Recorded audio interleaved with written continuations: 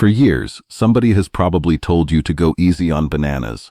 Too much sugar, too many carbs, a fruit to ration if you're watching your weight or your blood sugar. And I understand where that comes from because a soft brown speckled banana really is close to pure sugar by the time it gets there. So that advice has a point. It's just working off half the picture. Here's what nobody sat you down to explain. A banana is not one food. The very same fruit, depending on one thing most people never even look at, can either spike your blood sugar like a spoonful of honey, or feed the good bacteria in your gut and barely move your blood sugar at all. Same banana, completely different effect on your body, and almost no one knows which one they are actually eating. I'm Dr. Richard Peterson. A lot of the people I've cared for over the years were quietly avoiding bananas for the wrong reason, while they were short on the exact mineral a banana is best at delivering.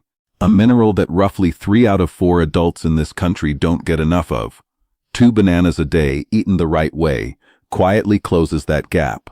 And the effects reach further than you would guess.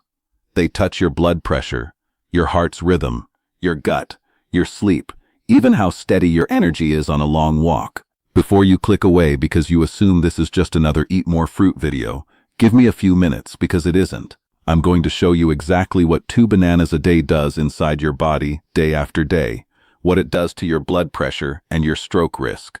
The strange thing that happens in your gut that depends entirely on how ripe the banana is, what it really does for your sleep and your mood, including one popular claim that is mostly a myth, and the one situation where you should actually be careful with bananas, because for a small group of people, they are genuinely the wrong choice.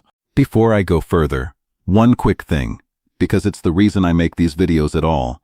Everything I'm about to tell you about bananas is one small piece of a much bigger picture. The handful of everyday habits that quietly decide whether you're still strong and independent at 80 or slowing down at 65.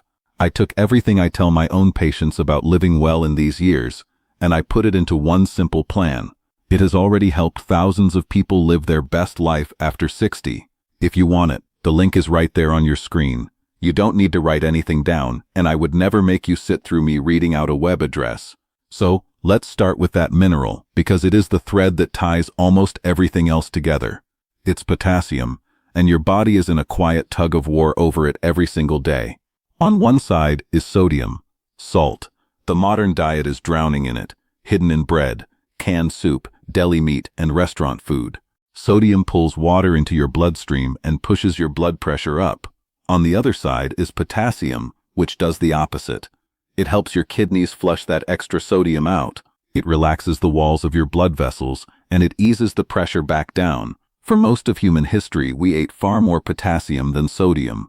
Today, that is flipped, and it's flipped hard. One number should get your attention.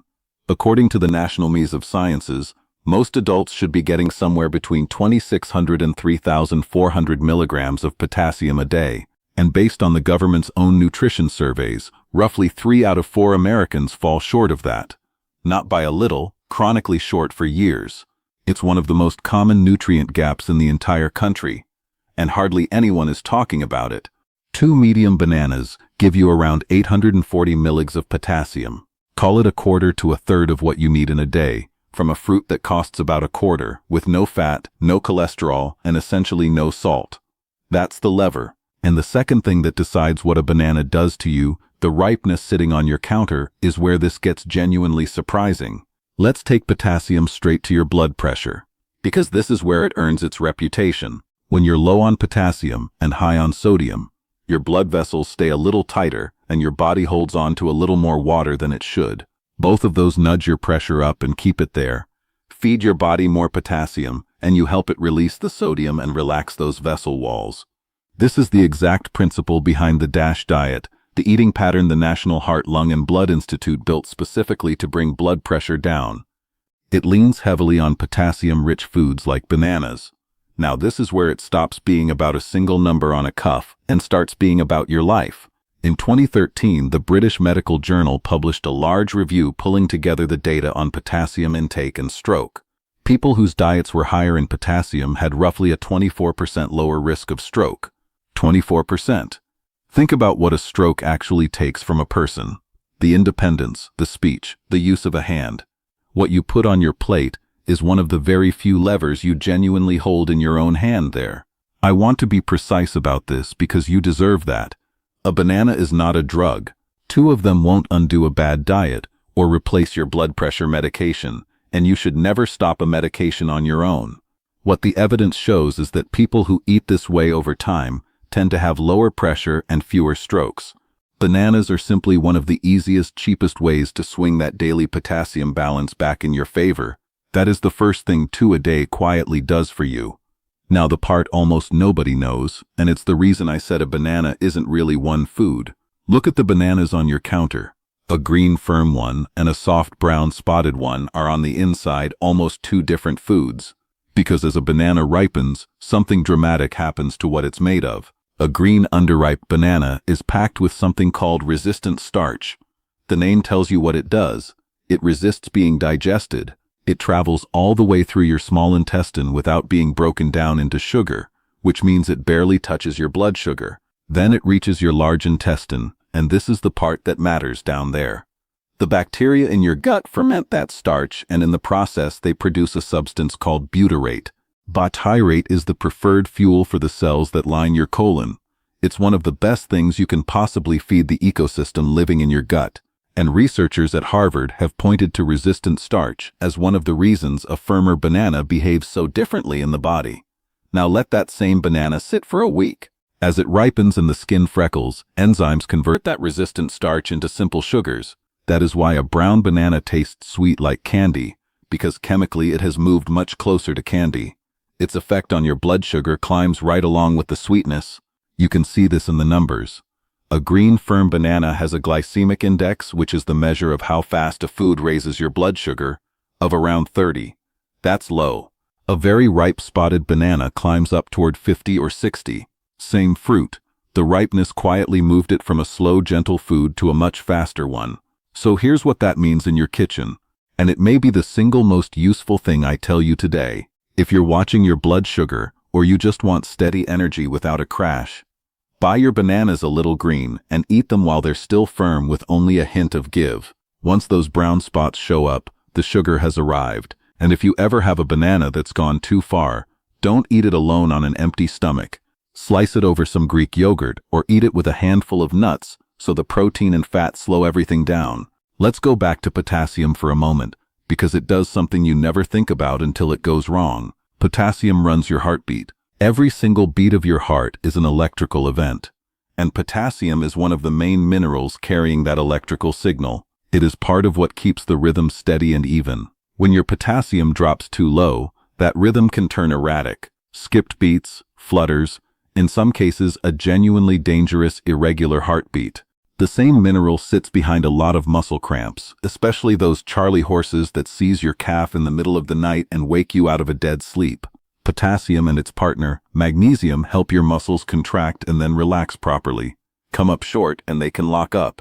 I'll be straight with you about one thing. A banana is not a magnesium powerhouse. It gives you about 8% of a day's worth, which is a pleasant bonus, not the main event. The potassium is the star. But for the everyday business of keeping your heartbeat regular and your muscles from cramping, 2 bananas a day is a quietly excellent habit.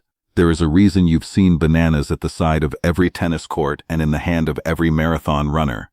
And it isn't marketing. In 2012, researchers at Appalachian State University ran a study published in the journal PLOS ONE on trained cyclists during long, grueling rides. They compared eating bananas to drinking a standard sports drink. The bananas kept the athletes just as well fueled with blood sugar, just as steady as the sports drink did. And the banana came with antioxidants and nutrients the sports drink simply didn't have. Now you're probably not riding 40m on a bike, but the principle is exactly what you want for a long walk, an afternoon in the garden, or an active day chasing the grandkids. A banana gives you natural, usable energy that arrives steady rather than as a sharp spike and crash. Especially, remember, if it's on the firmer side, it's real food your body knows how to use. That's a far better companion for an active hour than a cereal bar or a cookie. Let me pause for one quick favor because this is a natural spot for it. If any of this has been useful to you, please subscribe, tap the like button, and leave me a comment telling me how you take your bananas, green and firm or soft and sweet. I read every one, and it honestly shapes what I make for you next. That's it.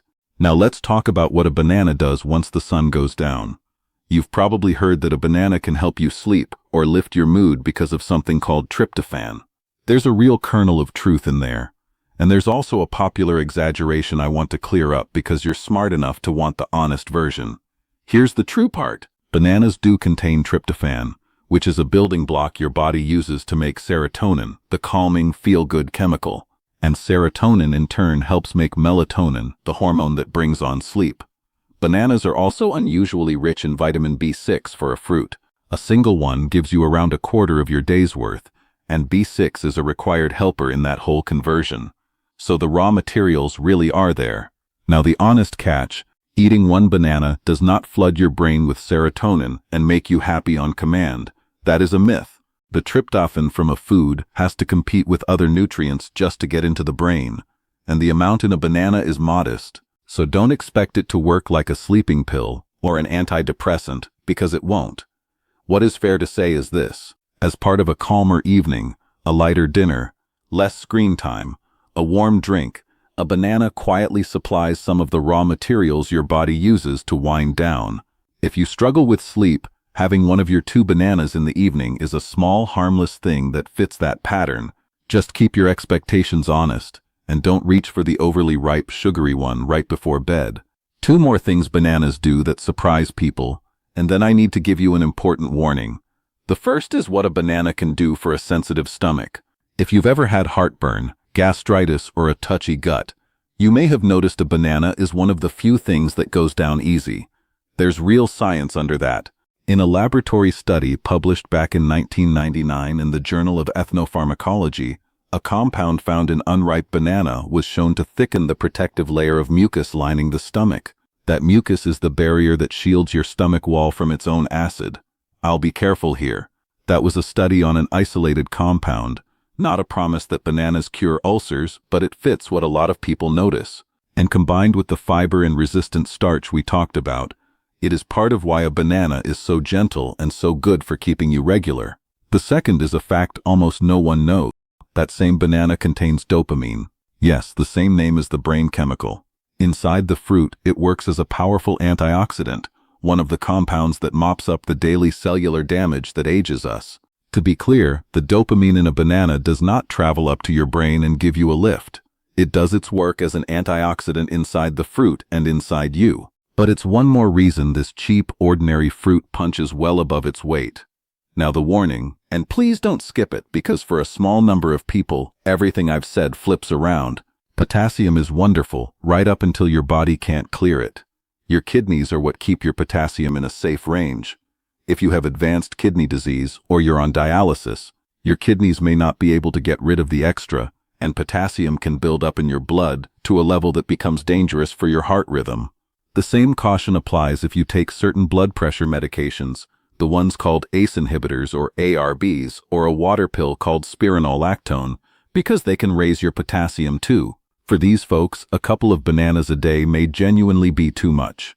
So here is the clear line. If you have normal kidney function and you're generally healthy, 2 bananas a day is a safe, excellent habit for the vast majority of people.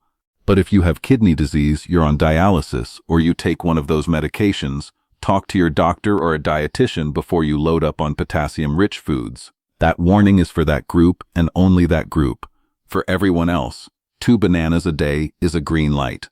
Let me tell you about someone. I'm going to call her Ruth.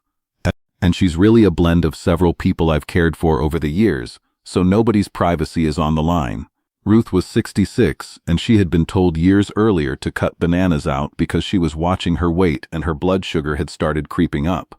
So she banished them, and instead her afternoon slump got filled with whatever was in the cupboard. A couple of cookies, some crackers, a granola bar that was basically a candy bar in disguise. Her blood pressure was sitting a little high. Her energy sagged every single afternoon. We didn't do anything dramatic. I asked her to do 2 things. Bring bananas back, 2 a day, but buy them firm and green and eat them before the spots came, and use one of them to replace that afternoon cookie habit. That was it. I want to be honest about what happened because I'm not here to sell you a miracle. Her blood pressure didn't magically drop into perfect numbers overnight, but over a couple of months, with that one swap and a few other small changes, It drifted down noticeably. The afternoon crash softened because a firm banana gives steadier energy than a cookie ever did. She stopped feeling ruled by the cupboard at 3 o'clock in the afternoon.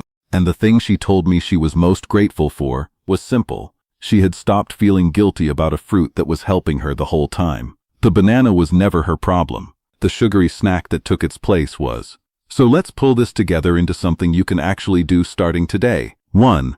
Aim for 2 bananas a day. That's the sweet spot. Enough to meaningfully close that potassium gap without overdoing the sugar or the calories. 2. Buy them a little green and eat them while they're still firm. That's when you get the resistant starch, the gentler effect on your blood sugar, and the steadier energy. The brown spots mean the sugar has arrived. 3. Use a banana to replace the worst snack in your day. The cookie, the chips, the pastry. That single swap is where most of the real benefit hides. 4. If sleep is your struggle, have one of them in the evening as part of winding down, just not the overly ripe one right before bed. And if you have kidney disease, you're on dialysis, or you take an ACE inhibitor, an ARB, or spironolactone, check with your doctor first. For everyone else, this is one of the simplest, cheapest, most genuinely good for you habits I know. That's it. If this helped you see an ordinary banana a little differently, do me that quick favor. Subscribe, give it a like, and leave a comment. It genuinely helps me keep making these for you. Take good care of yourself and be kind to that body of yours. It's the only one you get. I'm Dr.